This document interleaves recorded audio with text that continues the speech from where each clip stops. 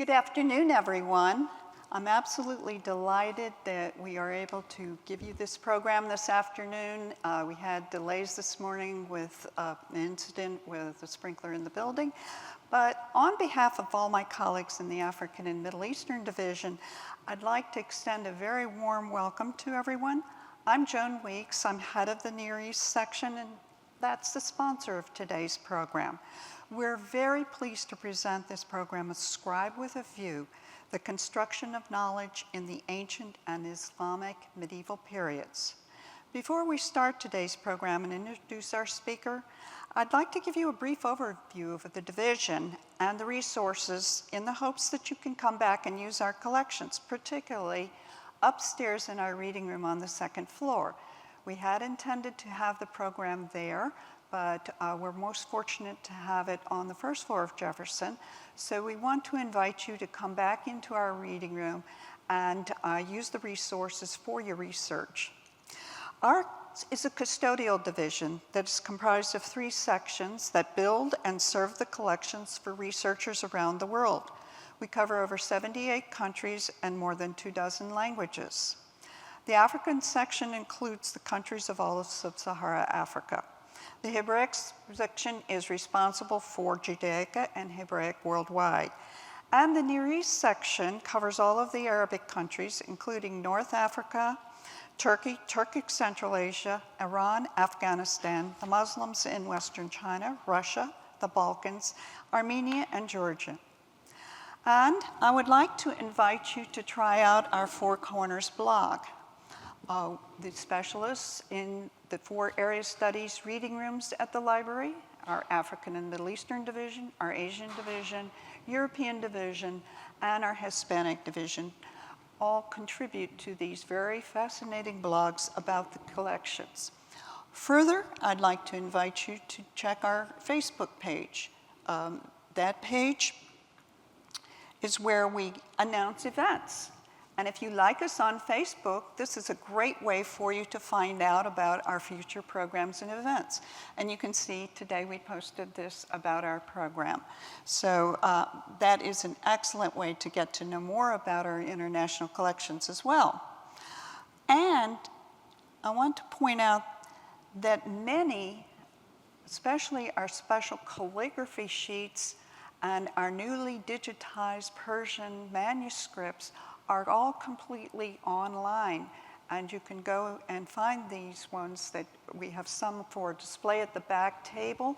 After this event, you can go back and look at them, but everyone can find these wonderful, beautiful calligraphy sheets, and if you're having difficulty, just search Google for calligraphy sheets at the Library of Congress. And with that, I'd also like to invite you to subscribe to receive alerts about our programs.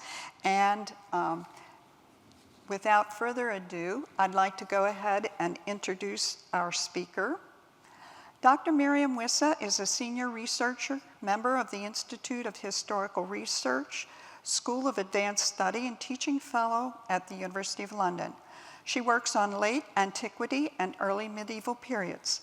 Dr. Wyssa studied at the École Pratique des Hautes Études, abbreviated EPHE, and Université de Paris, the Sorbonne, where she obtained a first-class BA and completed her doctorate d'été.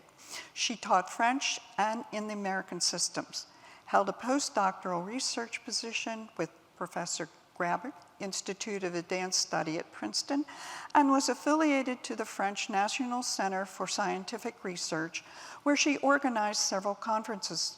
Her areas of research include the non-elite communities, scribes, sailors, and shipbuilders, the connection between Eastern and Irish monasticism in late antiquity and early Islam, along with comparative historiography in Coptic, Syriac, Armenian, and Arabic. Dr. Wyssa published widely, and her recent books include Scribal Practices and the Social Construction of Knowledge in Antiquity, Late Antiquity, and Medieval Islam. Dr. Wyssa is also co-editor of the book series Non-Muslim Contributions to Islamic Civilization Edinburgh University Press. Please help me welcome Dr. Wyssa.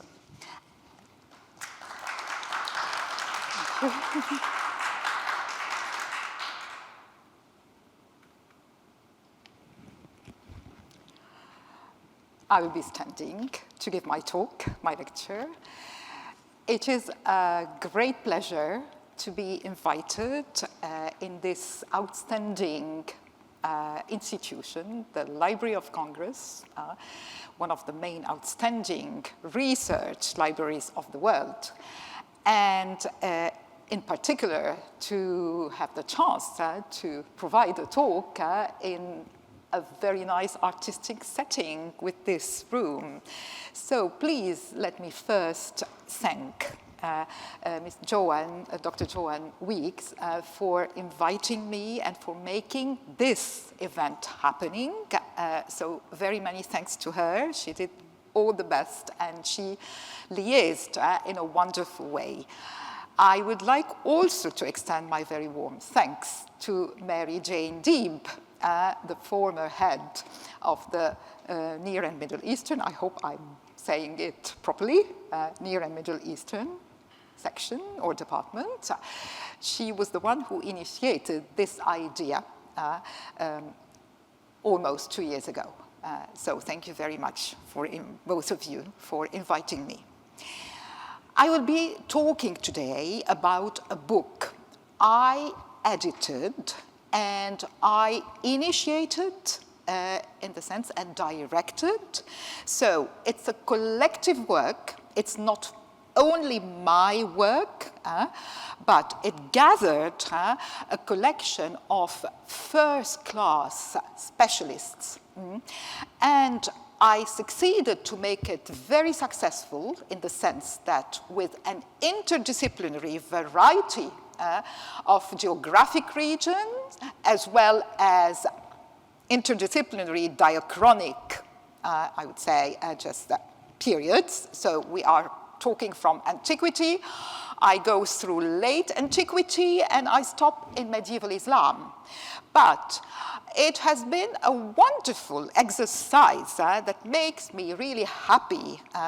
And we coordinated in such a wonderful way, and it gave really a very brilliant result with this book called Scribal Practices and the Social Construction of Knowledge in Antiquity, Late Antiquity, and Medieval Islam. So my lecture is almost from the book, but obviously I cannot talk about all chapters of the book, otherwise we need the whole afternoon. And I don't want definitely to take a lot of your time. This is initially the two parts of the book. So we've got two parts, Deconstructing Scribe, Exploring Scribal Lore and Script, the social and political background of the ancient Egyptian Cuneiform, Syriac, Judeo-Arabic, and Arabic Islamic scribal practices. So look, the variety of scribal practices, very interesting. The second part of the volume is around the social context of writing, transcoding, and transmitting knowledge in Judeo-Christian, Coptic, Syriac, Latin Arabic, Ethiopic, and Islamic traditions. So it was an exercise to go back and forth and to try just to link. Well, I went thematically in writing and managing this endeavor. But today, I have chosen, for the sake of the time, as I explained to you, I am selecting chapters of the book. I've got 1, 2, 3, 4, 5, 6. I will try not to be so long, but to try to give you a good insight into the different sections of my lecture today. And what is important to understand is that all these sections are obviously were highlighted by illustrated by pictures, by documents, but I'm unable, obviously, to use officially without the permission of the authors and You can, just imagine also the trouble I can have without, just asking for copyright, just to highlight these things just in this PowerPoint. So I have chosen very, very little of these. So forgive me for not giving, just a more abundant illustrations from the book itself. So I will start with a short introduction, if I can say, to explain why, scribal practices are extremely important. And it's not the first book to deal with scribal practices. But over recent decades, an array of scholarly publications has engaged with the topic and sought to explore it. Scribal practices rose to prominence in the context of the variety of texts found in the Judean desert and other textual evidence unearthed in Egypt. Mesopotamia, Syro-Palestine, Anatolia, Tufan, and Khorasan, giving voice to unheard and unknown stories. Scribal activity is primarily concerned with the scribe, obviously, the secretary or copyist who set out to compose, produce, or reproduce text with a reed or a quill pen on a blank piece of vellum, so the parchment, the vellum, or papyrus, of course, which was widely used. As readers, scribes were actively engaged in the production of texts, involving themselves in the meaning construction process. They were responsible for constructing a meaning. The centrality of the scribe, the relationship between scribes and authors, is something that points to the renewed enthusiasm for this topic. There is also a strong awareness that the social construction of knowledge operates as an act of interpretation. In many ancient and medieval societies, knowledge and writing are intertwined. But when they are juxtaposed together or across various societies, they generate a documentary culture which implies changes in writing in specific time and place. This raises the more difficult and complex question of social and cultural literacy along with the transmission and reception of knowledge. So it's not as easy just in that respect. The diverse set of cultures, religions, and societies where ethnic and religious groups coexisted is also somewhat neglected in the scholarship on scribal repertoire or chancellery practice. So, as I explained, the volume, which is not this lecture, but the wider volume, it aimed at bringing to the surface practices on how scribal activity works as a social and cultural phenomenon. It's not only a linguistic, a philologist, just who can be delighted in finding, just the vowel, the arrays of, no, it's more than that. So, in that sense, the various contributions to the volume, which extend, as I explained, both geographically and intellectually, span the borders of the established academic disciplines and cover the period from the earliest scribal activities in Egypt and Anatolia up until the medieval Islamic period. So this is for my introduction, and I said that also several chapters demonstrate how the local context has shaped scribal practices, allowing for cross-cultural comparison. To reflect this, the articles were sorted, just in thematic themes. So now let me get back to my different chapters I want to highlight. So the first chapter I have selected for this lecture is Writing, People, and Literacy in Ancient Egypt. This is really an interesting topic, and we've learned a lot, and I will go through it, and we have to catch the main point in the end, which is that scribal activity, or a scribe, it was not a social profession. It was a social responsibility, just to transmit. So more than a profession. It wasn't, just considered within this perspective. So Egyptologists have seemed rather ambivalent over the status of the ancient Egyptian word sesh, which is the scribe tool with the, just the places where ink was put and the small pot for ink and color and the reed, just to write with it. So this word sesh and its nominal form, sesh means to write, and its nominal form, writer. On the one hand, the sesh or the scribe, so the scribe was called sesh from the tool, is presented or is considered as dominant figure of the civilization. On the other, the scribe was performing a social task. So he had a social position and not a profession. So this is the key idea. The Egyptian hieroglyphic script is attested in the lower Nile Valley and in adjacent regions from the end of the 4th millennium BC to the early 1st millennium AD. In its glyph for sesh, so writing, and writer is a stylized version of the equipment used by the manuscript writer. The glyph for an abstraction is the book roll, or later it will become a codex, when the codex is codified, and surviving examples are made for the roll from joined sheets of double-level papyrus reed paper or just vellum, the same family.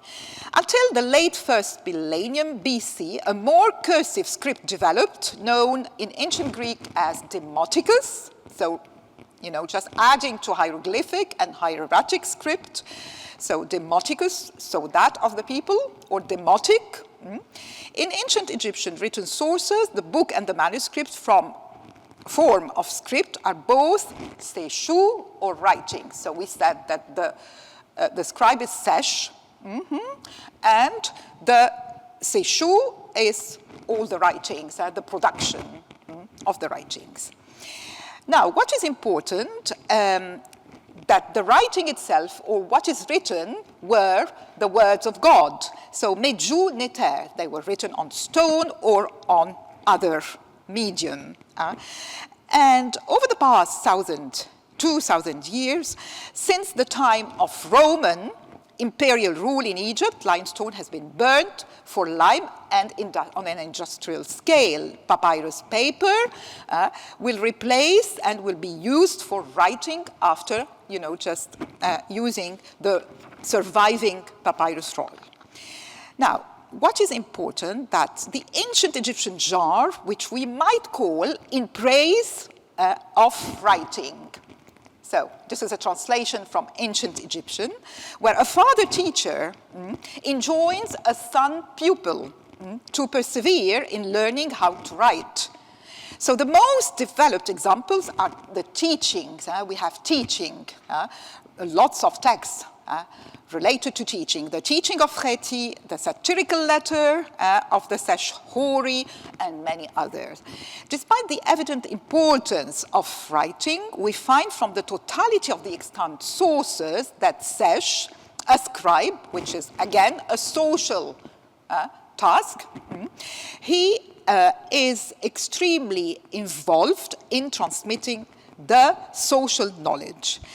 So to finish with, I give you really just some hints from every chapter. Obviously, we can talk about.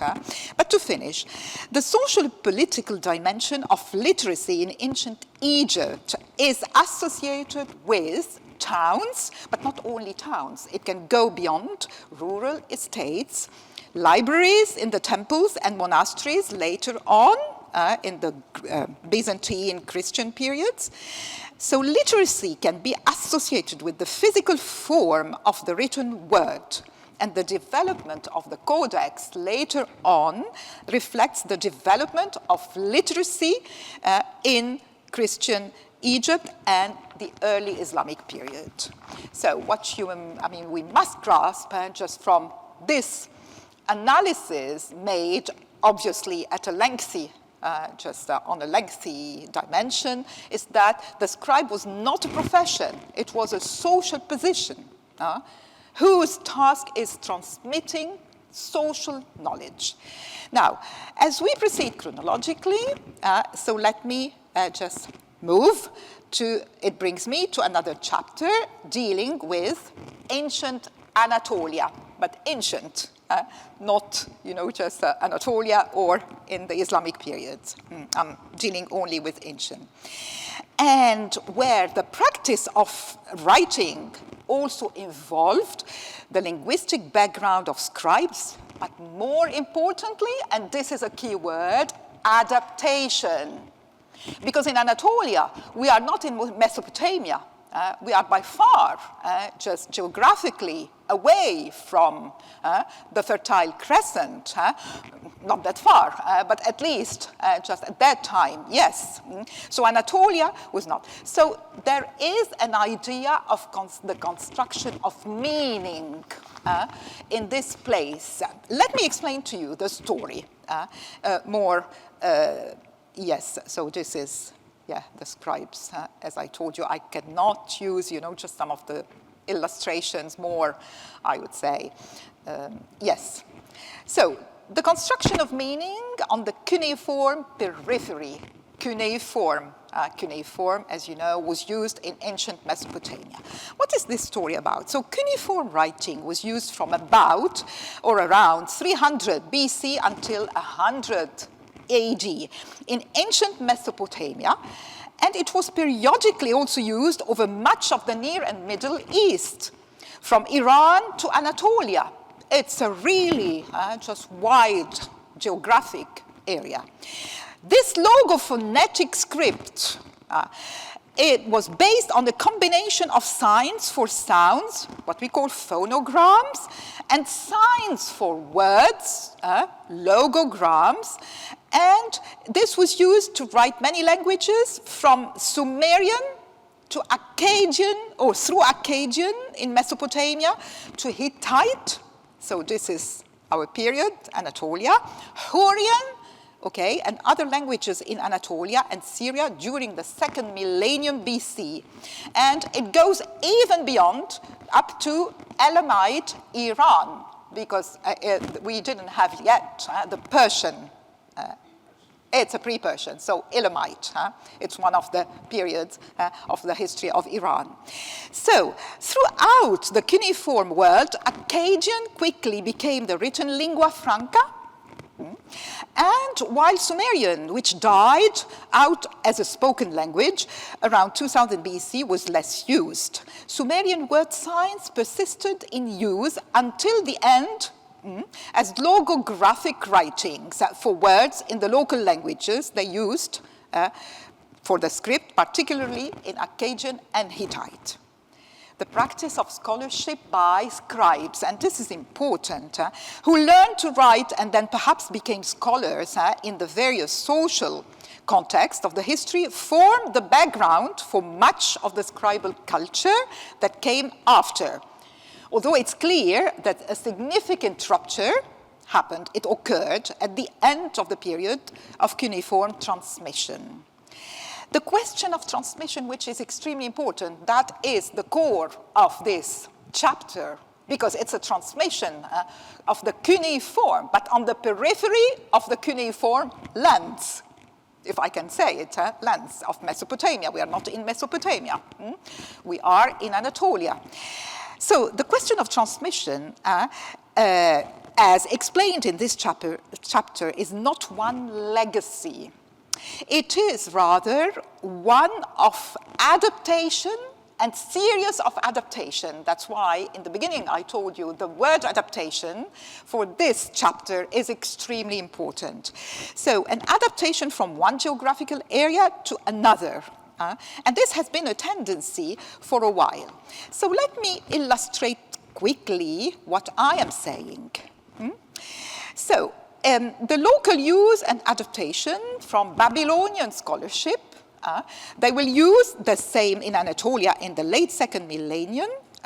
The range of application of this cuneiform will be reduced.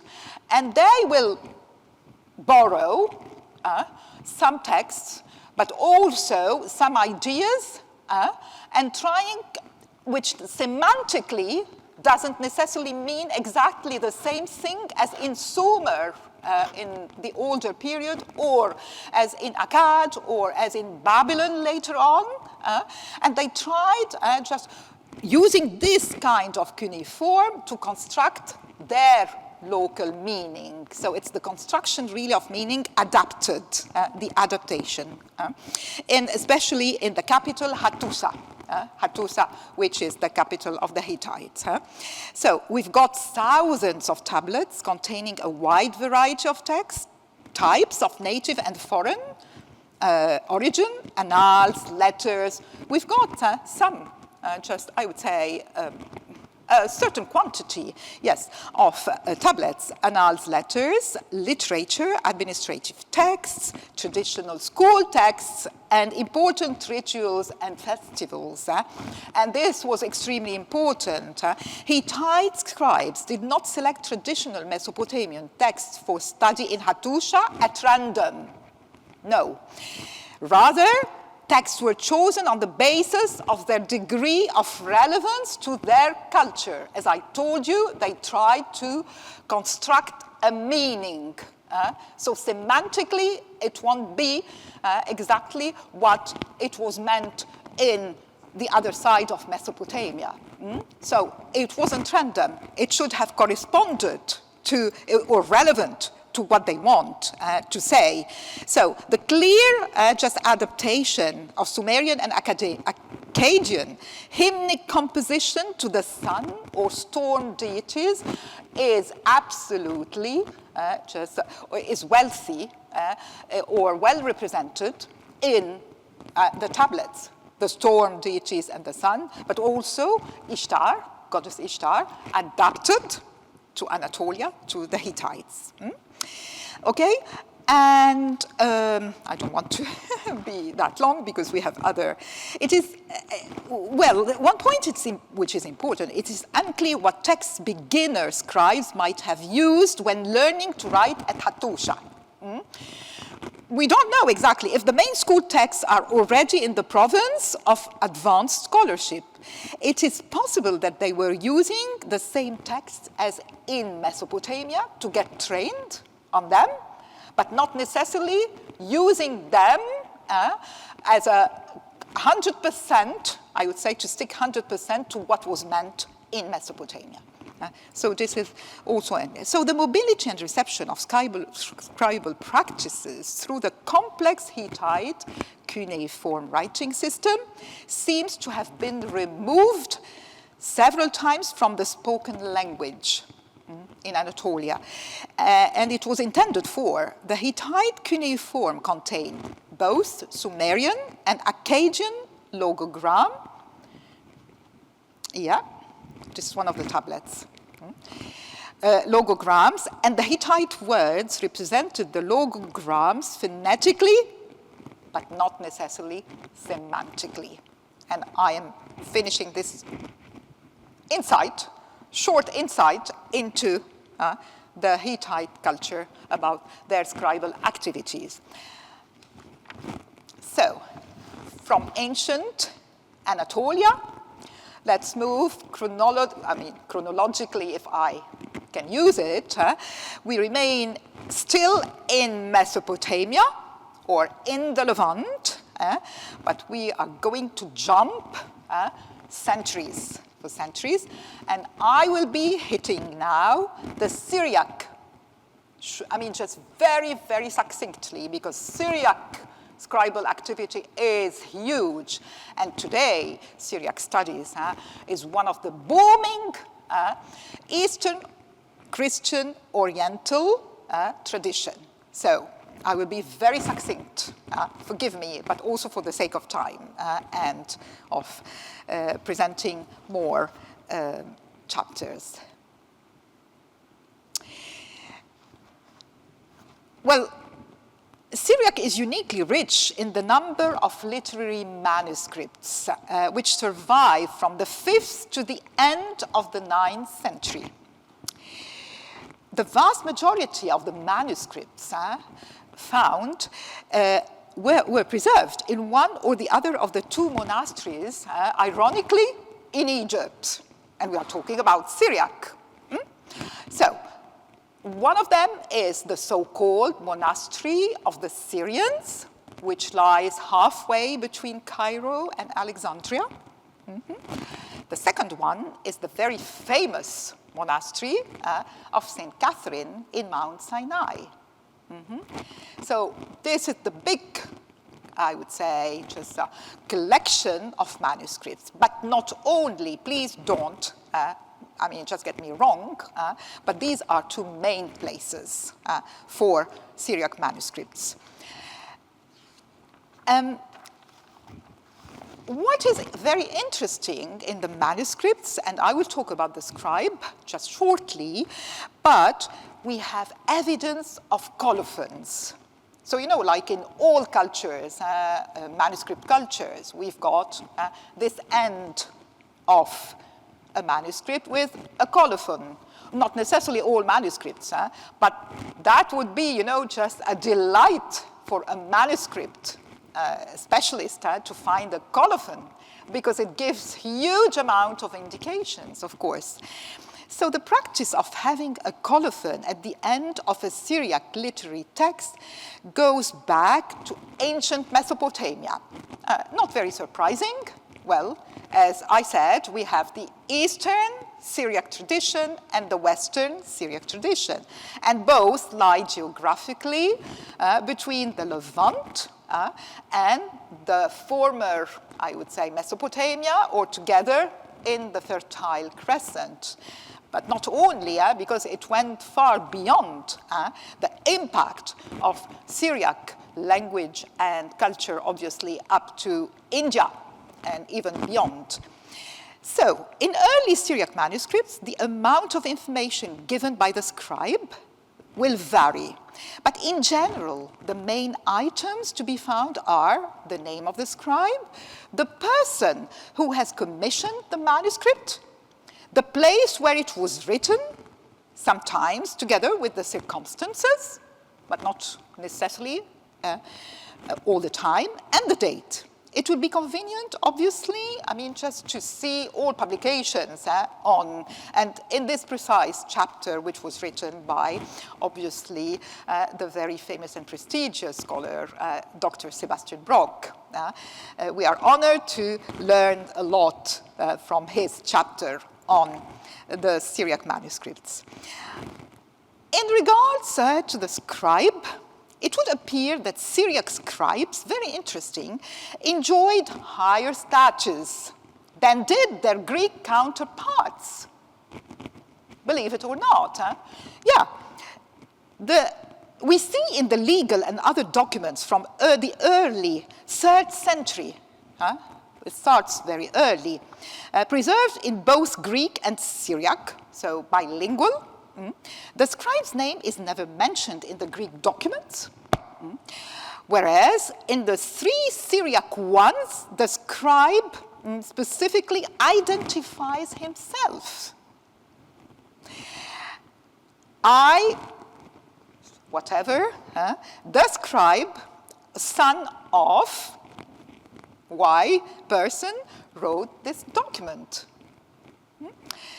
In one case, the father is also described as a scribe, thus indicating that at least sometimes the profession, scribal profession, ran in families. We have lots of examples about this practice of the scribe identifying and transmitting, from, I would say, one person, ancestor, to his son, and in a family context. Well, the subjects in these manuscripts can vary. We've got, from the 5th and 6th century, and from the 7th to 8th century, the 9th century, the majority of the manuscripts are biblical. Makes sense. We are in a Christian context anyway. We've got also, obviously hagiographical, and we've got some canon law, but not that much. Historical, scientific, we've got some. Medical and philosophic topics are absent during the 5th and 6th century. We've got medicine, one manuscript from the 7th and 8th century. And we haven't seen, or for the time being, we don't know from the 9th century. So the majority are biblical. The lack of surviving examples of a particular genre or subject does not necessarily mean that it was absent during the period under consideration. This can perhaps best be illustrated from a very important medical text in Syriac. The medical school of Gundi Shapur. We are already in the Khorasan, Iran area. Well known from the early Abbasid period, went back to the late Sasanian period with Syriac as its literary language. Very important, and possibly alongside Middle Persian.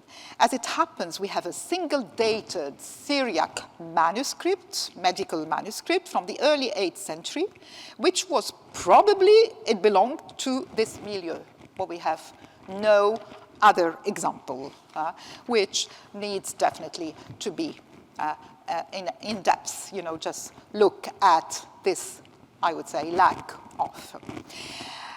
So this is roughly about the Syriac tradition. Let me move to,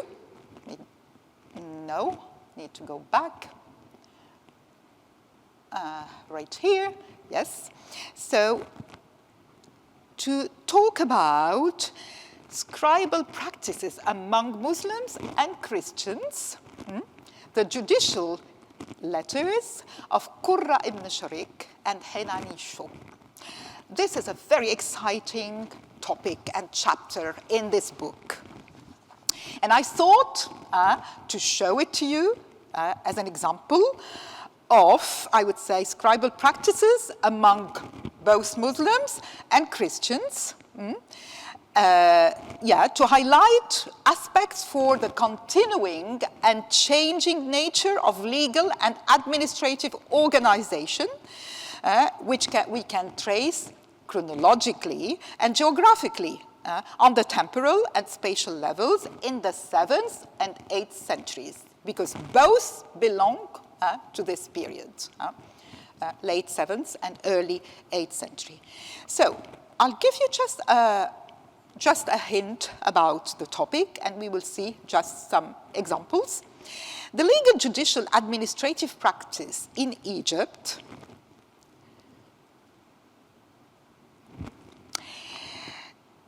and Iraq, as evidenced by the judicial rescripts sent by Qurra ibn Sharik, who was an Arab during the Umayyad rule, the governor of Egypt, to his patriarch. He sent letters to his patriarch, one of his, assistant in ruling Egypt, who was not Arab, and the patriarch was whether from Greek ancestry, but often they got Greek names, but they were very Egyptian.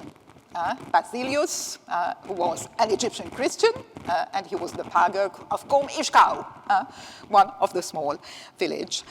And yes, along with the legal letters written around the same period by Hinani Sho. Hinani Sho was the East Syriac Catholicos of Al-Madain, Ctesiphon. Okay, and both, they convey the importance of looking at the broader perspective to understand the wider continuity. Unlike Qurra ibn Sharik letters, those of Hinani Sho cannot be reconstructed in full, in the sense they did not survive in literary form, and the copyist modified details. But we can get, just some hints of what it's about. Unlike Qurra ibn, that's what I'm saying, Qurra ibn Sharik and Hinani Sho's letter are the product of the factors internal to the political structure in which they were produced. The structure by a high degree of standardization, is characterized by a rhetoric of high degree of standardization. And we can raise the question of possible connections between the Islamic judicial practices and the Byzantine Sassanid legal traditions. The procedure by rescript in Qurra ibn Shurik, so the Umayyad governor, I mean, just the, letters, discloses a close relationship to those of Byzantine Egypt. We know that they relied on the stratum or the strata of Byzantine Egypt in the early Islamic administrative system. And for Hainani Show, we've got also some clear background of this kind of continuity. So, in the following, I will show you the existence of the very close procedures in two different situations. One in Egypt, and the other one we are in Ctesiphon. And they both shared legal traditions and have common background. So, this is one of the letters of Qurra ibn Shurik. And I want to start, there are 2 points that are of interest. The form and context of Qurra ibn Shurik. As I said, he was the governor of Egypt from 709 to 714. And his reign is documented by an important dossier containing Greek and Arabic letters that were sent to several of his patriarchs across Egypt.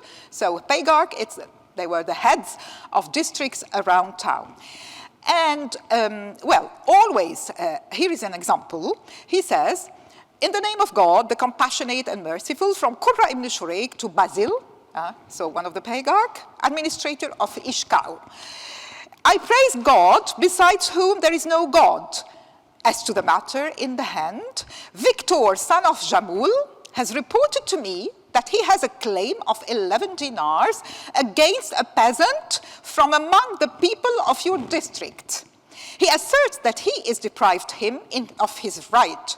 When you receive the present letter, if he brings evidence of what he has reported to me, procure him his right, and may be not the victim of your injustice. Look at the rhetoric. Very interesting, and so on, so on. So for the stylistic aspects of Qurra ibn Shurik letters, we have, or let me move quickly to the scribes, because it's the sake of time. The administrative context in which the letters of Qurra ibn Shurik were written can be deduced from the scribes' names. Very interesting. With one exception, all of Qurra judicial letters were written down by a very famous of his scribes called Muslim ibn Labnan. Most likely he was a Copt converted to Islam. So this Muslim ibn Labnan at least had 2 copyists who were working with him. The most frequently cited is called Al-Salt ibn Mas'ud, and the other one is called Sa'id. They're very interesting. I mean, just these letters are really just of great importance. Well, the almost systematic collaboration between the same scribes to write down and copy the governor judicial suggests that a group of specialized scribes were responsible for judicial cases. Now, as for Hainani Show, judicial letter, he was an East Syrian legal literature just man, and we've got 25 letters written by him. And most of the letters are not dated, as I said. They have been copied, of course.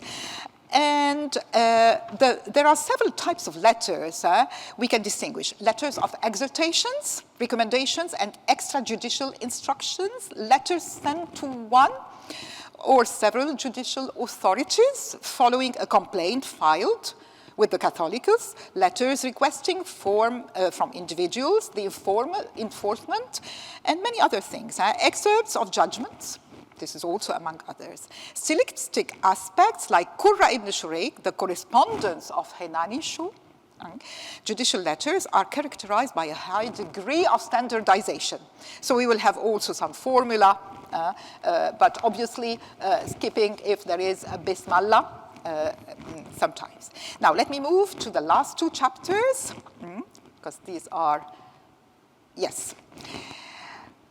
It stresses the linguistic split in scribal practices. Attempt to assess the linguistic split appears in the early Arabic documentary materials from a private archive of a family resident in Khorasan.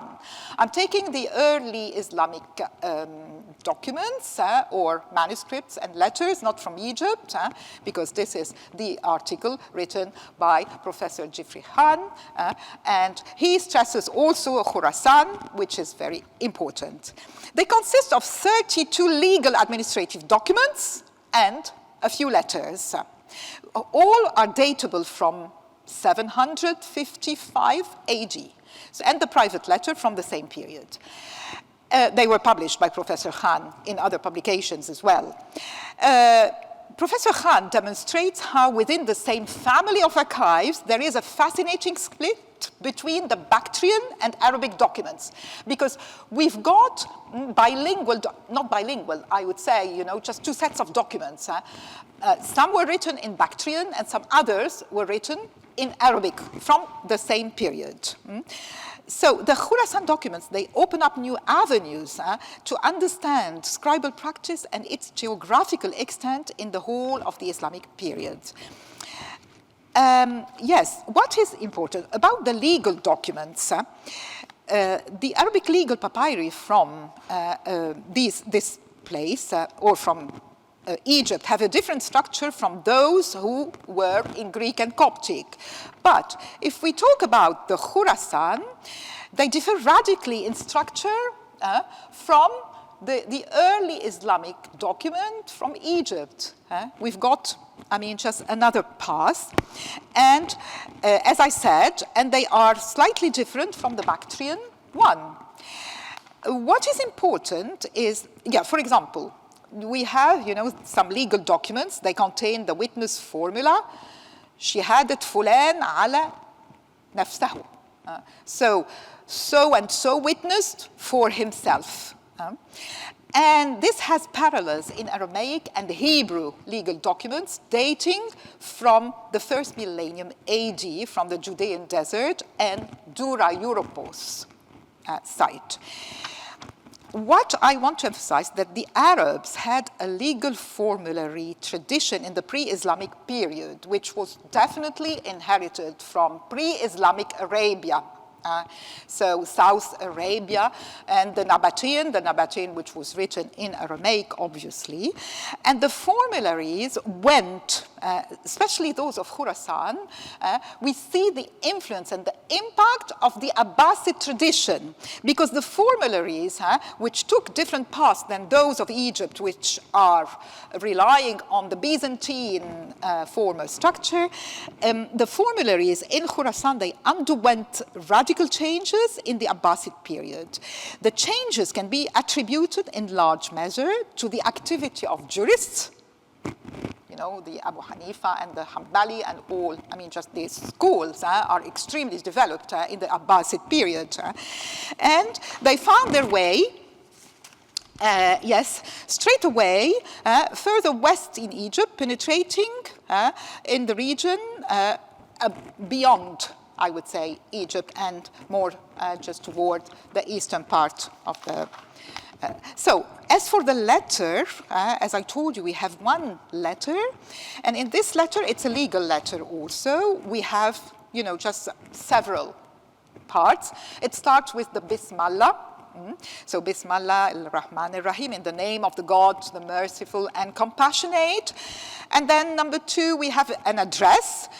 So from so and so to so and so. Min fulan li fulan. And then number 3, we've got greetings. And al-salam alayka, peace be upon you. Then number 4, in the structure of the letter, we've got the blessing. Ahmadu alayka Allah li la ilaha illa huwa. I praise for your blessing for the sake of God. There is no other God than he. And the formula marking the transition to body letter, ama ba'du fi. And I want to finish with this formulaic structure in both Arabic legal documents and Arabic letters in the Umayyad period. They have parallels, those of Khorasan, in pre-Islamic Semitic formula, as I stated. And in the Abbasid period, new formula drew on other legal traditions that existed in the Abbasid and formerly Sasanian. So we've got a good, I would say, important part of impact from. And let me finish with one very important, which is the Cairo Genizah letters. This is the last chapter to end with. And I want, yes, to tell you that this is very important. You know that the Cairo Genizah collection are spread across the world. In Princeton, there is a repository. In Cambridge, well, in several places. Yes, and it's my last chapter. I do apologize. So this is my final address. So the sources originally came from the Cairo Genizah, which was in Old Cairo, and it was a storage. But because, you know, just there were several mentions of the name of God, so in the Hebrew tradition, you couldn't throw any piece of paper of traders even, but because it contains just some spiritual words. Now, the writing of the Judeo-Arabic traders is extremely important, but it's very cursive. And we have the mention of several writers. I want to put emphasis on the scribes, because this is the major thing. Otherwise, you know, just we won't be able to finish on time. So, scribes and their masters. So, this is very important. There were template guides prescribing to scribes, those of the Cairo Genizah, because they wrote in what we call the Judeo-Arabic. They mastered Arabic, but there were obviously some just of the Jewish linguistic impact. So these template guides prescribe to scribes how to formulate documents, whether legal, whether for trade, whatever, and polite letters. And we can see that much of the scribal tradition and practice was codified in written manuals during this period. We are in the 10th century, almost, 10th, 11th century. There are, however, some more immediate testament of scribal work. We have examples by letters in the first half of the 14th century. One of the letters, it got a specific number, Moseri number 4, was written by the Najid Joshua in 1400 in his own hand. He was a descendant of Maimonides.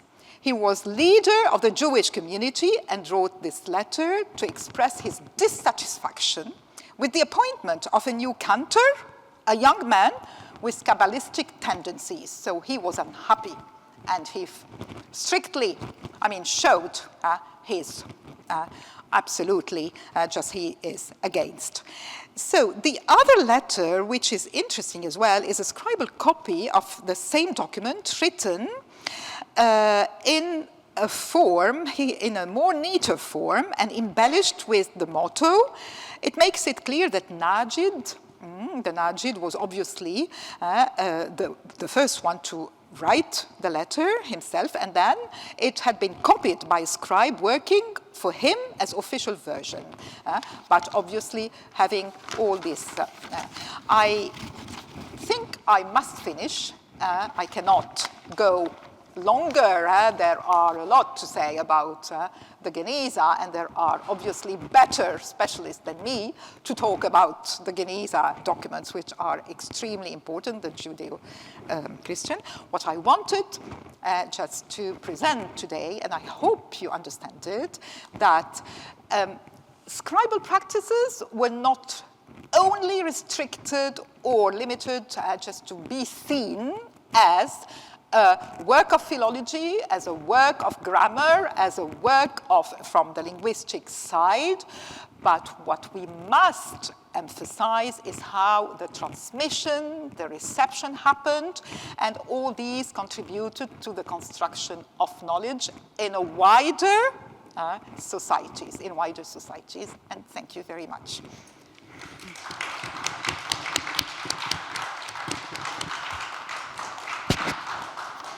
Thank you so much, Myriam. This is absolutely fascinating. And I'd like to invite 2 or 3 questions. We've got a very short time.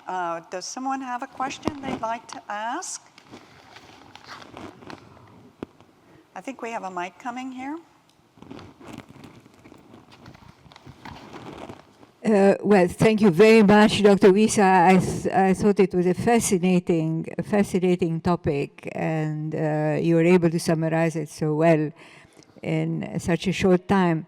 I wanted to ask you about, you said that the scribe was a social position, and you gave a whole variety of documents that scribes created. So, and excuse my ignorance, but in a society, let's say between the 2nd and the 7th century, let's say in Egypt, did you have, where were those scribes located socially? I mean, were they scribes, let's say, for the church? Were they scribes for trade? Were there scribes for law? Were there scribes for, different professions? How were they distributed? How were they located socially within society? Well, yes. Firstly, scribe is, as I said, obviously it can be seen as a profession, but as you rightly said, what is highlighted, especially in ancient Egypt, that it was a social position rather than a profession. Obviously, for Egypt, things will change slightly because after the Arab conquest, scribal activity will become really just a profession, simply because scribes needed to learn and to master more than one language, obviously. Just they knew Egyptian and also Greek, most of them. And then later, in the early Islamic period, they had to learn Arabic on top of it. So it becomes more a sort of profession, unlike in ancient Egypt, which was a social, I would say, yes, a position rather than a profession. Now, if we make it distinct, because the chronology is so wide, so during the 2nd century, we are in the Roman period, during the Roman period, and we still have the influence and the impact of the ancient Egyptian tradition, because hieroglyphics were still in the air, beside obviously the lingua franca in Egypt at that time, which was Greek.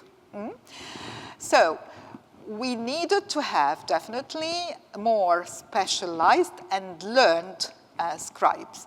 So, for example, for theology, usually they were not, I would say, scribes as professional scribes. They were literate religious men who wrote some of the treatises in order to explain things. Later, in the early Islamic period, we will have essentially, especially the Umayyad period, we have essentially scribes who deals with agricultural problems, tax. There are lots of problems about taxation and the payment of the Kharaj and the payment of the Jizya, especially in this Umayyad period, in the early Islamic period. So they needed to be acquainted with legal formula and to learn it. So we are going toward more specialization without really having specialized. All what they needed to master essentially is the new language, Arabic. So it varies from one period to another. Yeah. Thank you. Another question? Maybe one more? Well, I have a very quick question if someone doesn't. I was fortunate to see Hittite inscriptions in Anatolia, and I just kind of wonder about the transmission of knowledge aspect of having something permanent like an inscription on stone that lasts over centuries versus the tradition of writing on something much more fragile like a manuscript, and how is the society transmitting knowledge only to certain people versus something on stone or cuneiform where it's able to be transmitted to much more of the society? I think also this is a very interesting question you are raising, because just providing that clay material is a very fragile, yes, medium. So it makes really to access the knowledge and the information more difficult because simply in terms of quantity, even though we still have, just a pretty fair numbers of tablets, but obviously there are many who were lost, simply. So the transmission and the reception was certainly more restricted to a sort of elite people, and definitely let's say the low classes or the peasants didn't have access to this knowledge. And same thing would be in Egypt. The peasant didn't have access to the knowledge. Necessarily, it will be restricted to certain social setting, I would say. Yeah. Well, thank you very, very much, Dr. Wyssa. This has been absolutely fascinating. Please give a round of applause for our speaker today. Thanks to you.